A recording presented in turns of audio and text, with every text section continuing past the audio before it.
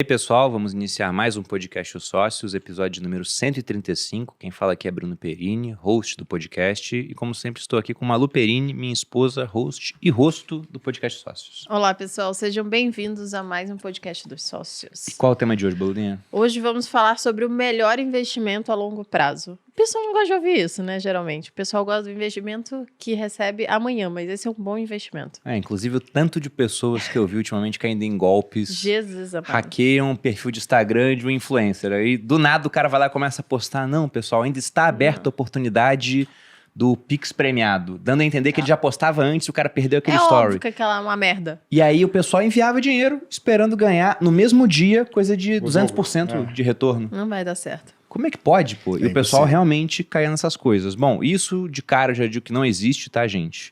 Não existe. Agora, pro longo prazo, você pode fazer ótimos investimentos. Pro curto prazo, os retornos costumam ser pequenos. Quer ganhar dinheiro no curto prazo? Vai trabalhar. Agora, no longo prazo, você pode proteger e aumentar o seu capital com investimentos. E para falar dessa melhor opção que existe, focada no longo prazo, estou com dois convidados aqui.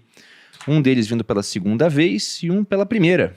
Então, apresentando nossos ilustres convidados, estou com Guilherme Sá, diretor de gestão da Grão, possui mais de 30 anos de experiência no mercado financeiro, foi Managing Director da Tesouraria do Banco Santander por 20 anos, foi responsável pela gestão de fundos no BBA Capital, líder nos principais comitês da Ambima, B3 e Febraban e é engenheiro de produção pela USP. Gui, bem-vindo ao Podcast Sócios. Olá, Bruno, Malu, Vitor, obrigado pelo convite. Vamos aqui tentar ao longo dessa uma hora, falar um pouquinho da gestora, um pouquinho do nosso dia a dia e principalmente desse novo produto, que é um produto que acho que o momento, né, é muito adequado. A gente vai explicar com detalhes aqui por quê, né, sobre o produto, sobre o momento e um pouquinho também sobre a gestora. Ótimo. Bom, e estamos também com o Vitor Oliveira, segunda vez no podcast Os Sócios, ele é Head de Alocação da Gestora Grão. Aliás, segunda ou terceira? Terceira, né? Eu tava achando estranho. Terceira. Head de Alocação da Gestora Grão, economista pelo IBMEC, foi sócio do Banco Modal, onde foi Head de Wealth, assumindo a gestão de fundos exclusivos e posteriormente responsável pela construção da plataforma de distribuição de fundos e de previdência, passando também pela Modal Assets. Vitor, novamente bem-vindo ao podcast Sócios. E Edu, separa o boleto aí do Vitor, vai cair PLR no meio do ano. É isso aí. Já vem automaticamente já aqui pro nosso DRE, né? Podemos fazer esse ajuste já sem problema algum, manda lá o boleto, Edu. Até porque o Edu, como vocês sabem, é um cara bastante grande, né? Então se ele mandar o boleto e eu não pagar, eu tô ferrado. Então tenho que pagar o boleto dele, né? Aqui, não tem essa opção. Mas é um prazer estar aqui novamente com vocês. Vamos aproveitar, bater um papo aqui, contar um pouquinho, passar um pouquinho do nosso conhecimento e ajudar o brasileiro a investir melhor, que é o nosso principal objetivo. Bom, começando, tem uma estatística do IBGE que ela, na minha opinião, é assombrosa. Eu até duvido que ela seja, sabe, o que ela mostra. Acho que ela é pior ainda do que aparece. Que é aquela estatística onde eles mostram que no Brasil apenas 1% dos aposentados são financeiramente independentes. Nossa. Só que essa independência financeira desse 1% está muito baseada também em pensões de regimes próprios de previdência. Por exemplo, o cara que era militar continua ganhando integral quando está aposentado. Juiz, alguém que tem um regime próprio diferente do INSS, acaba tendo uma remuneração mais alta. Na opinião de vocês, por que o brasileiro se planeja tão mal para o longo prazo? Sabendo que o longo prazo, por mais que esteja distante, uma hora chega. Né? O que é certo na vida é que a gente vai envelhecer, vai ter menos capacidade laborativa e precisaria ter um capital acumulado para nos sustentar, além do INSS.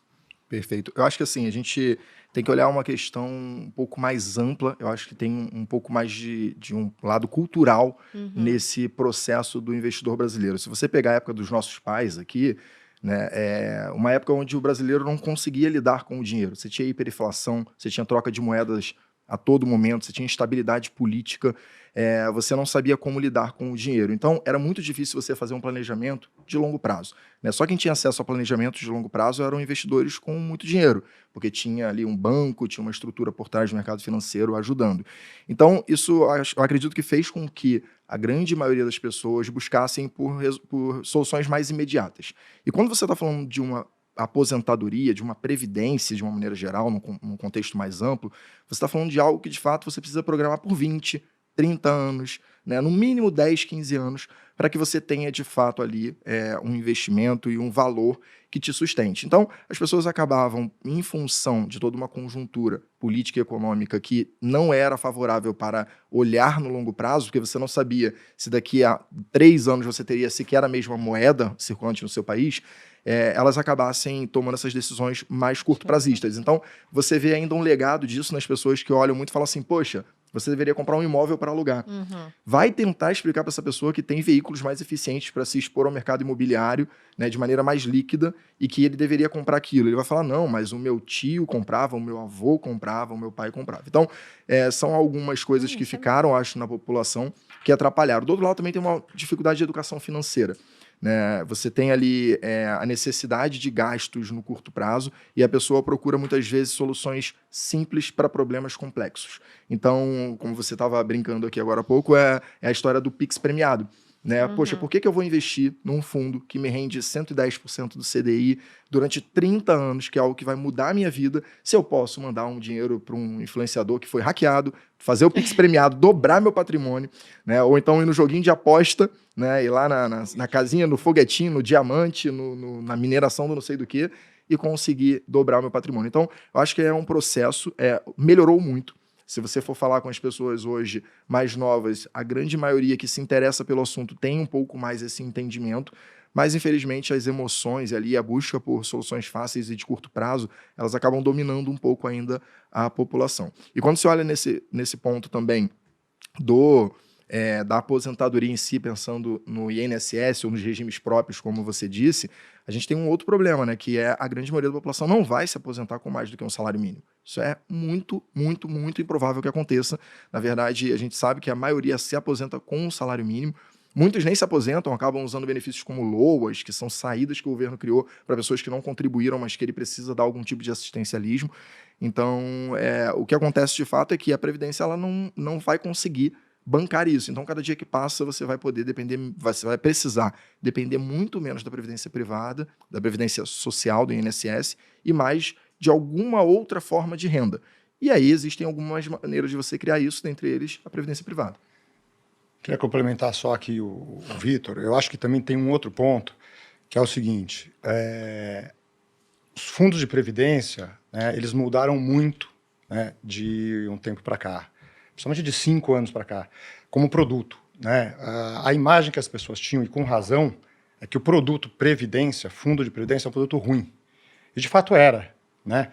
Por que era ruim? Primeiro, porque você não tinha hoje as opções que você tem hoje, na verdade. Né? Você tinha 4, 5 grandes bancos. O mercado financeiro, o mercado de gestoras do Brasil se desenvolveu muito nos últimos 10, 5 anos para cá. Você começou a ter bons produtos, né, para competir com os produtos desses grandes bancos. Né? E a própria legislação. Os fundos de previdência, né, eles de fato eram produtos sem sofisticação, né, eram produtos muito rudimentares, que não ofereciam, né, uma boa rentabilidade e nem uma competição, né, justa com os produtos, né, de fundos não previdenciários. Então, acho que isso fazia as pessoas, né, caminharem naturalmente, né, para pouca sobra que já tinham, né, para produtos, né, mais de curto prazo, com a expectativa, e na maior parte dos casos no passado, né, que era a realidade, produtos melhores do que os fundos de previdência. Só que esse tipo de produto, né, é um produto que as pessoas acabam investindo com outro horizonte. A pessoa coloca num fundo, né, normal, sem ser de previdência, e acaba usando, né, esse dinheiro na primeira oportunidade que tem de trocar de carro, de fazer alguma coisa, ou mesmo uma necessidade. Né? Então, eu acho que de um tempo para cá, né, melhorou muito a qualidade dos produtos de previdência. São hoje produtos que competem, né, de igual para igual com qualquer outro fundo, né, que não seja previdenciário. Acho que isso, né, é uma mudança que é meio recente, né, mas que está acontecendo. Né? Cada vez mais você vê pessoas, de fato, né, que entendem de mercado, que são investidores e que no passado não iam para a Previdência e agora estão indo. Acho que isso é bastante importante.